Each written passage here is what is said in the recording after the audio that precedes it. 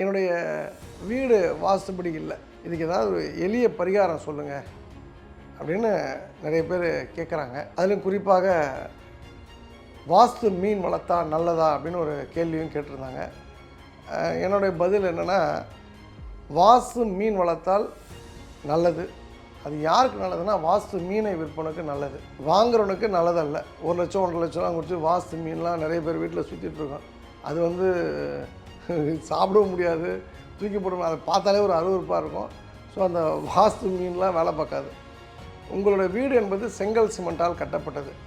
பரிகாரம் என்பது அந்த செங்கல் சிமெண்ட்டால் தான் இருக்க முடியுமோ ஒழிய, நீங்கள் வந்து தனிப்பட்ட முறையில் ஒரு பொருளை வாங்கிக்கிறேன், ஒரு ஹோமம் பண்ணுறேன், ஒரு எந்திரம் வச்சுக்கிறேன் அப்படின்லாம் சொன்னால் அதெல்லாம் வந்து நடக்காது. அதெல்லாம் வாய்ப்பே கிடையாது. அதுதான் வந்து பகவத்கீதை 2.16 ஒரு ஸ்டான்ஸா உண்டு. நாசதோ வித்யதே பாவோ அப்படின்னா என்ன அர்த்தம்னா, இல்லாததை இருப்பதாக ஆக்க முடியாது, இல்லாததை இருப்பதாக நம்ம மாற்ற முடியாது.